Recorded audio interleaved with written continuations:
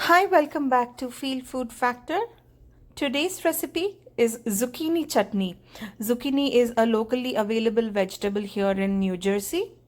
So for that I have taken 3 medium size of zucchini.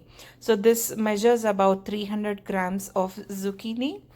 So for that amount of zucchini I have taken 1 medium onion and I've diced them, and these are few pods of garlic, and then green chilies as per your spicy levels you can adjust them, and these are methi seeds, and this is 2 teaspoons of tamarind pulp.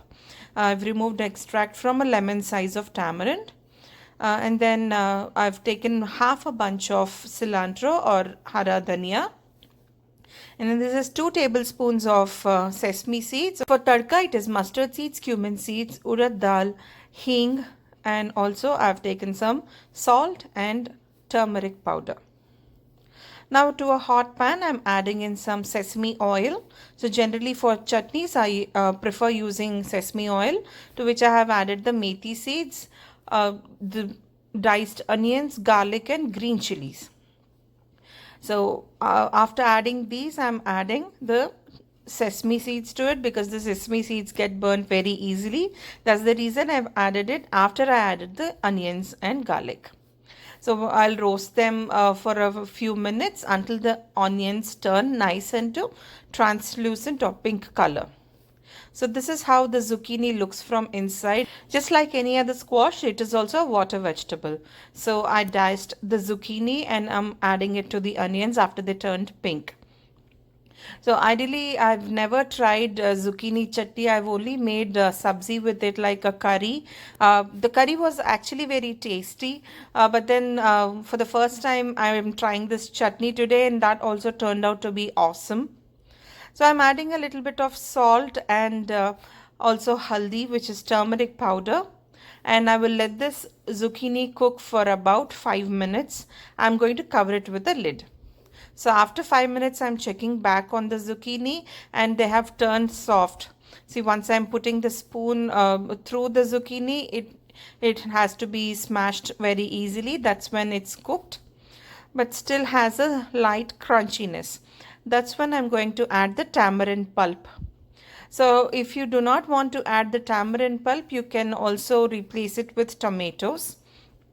So a little bit of sourness to this chutney will give a very nice taste. So once the tamarind also gets to one quick boil, that's when I will add the cilantro and let that cook for a minute or two and switch off the flame. It doesn't take long for the cilantro to be cooked. Once the leaves are wilted, it's an indication that the cilantro has also softened a little bit.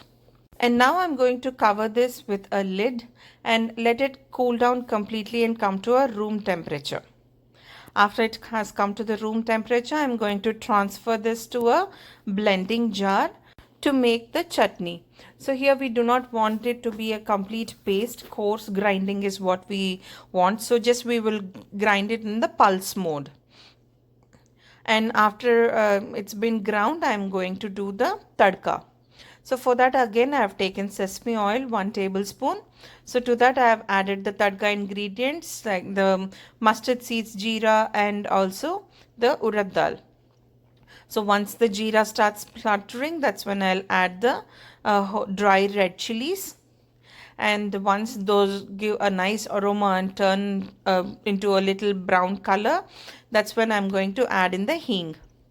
So hing is optional. If you do not like the flavor of hing, you can skip it.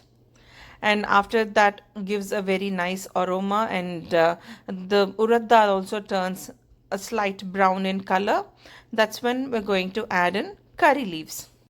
Once the curry leaves turn crispy, that's when we will add this tadka to the prepared chutney that we made earlier. So I'm going to add it to the chutney now. So after adding it to the chutney, just before serving, you can mix the tadka in so that the tadka remains crispy. So that's how I prefer. So after mixing it, you look at the consistency of the chutney. The thickness has come from the sesame seeds that we have used for this chutney. And also this vegetable, as I said, is a water vegetable. It cooks very quickly. and also the taste is so neutral, so whatever flavors we add to this chutney enhances its taste. So this is a very easy chutney to make, and it goes very well with rotis, rice, dosa, or any kind of breakfast or lunch. So definitely try this recipe and tell me how you like it in the comment section. Like, share and subscribe to Feel Food Factor.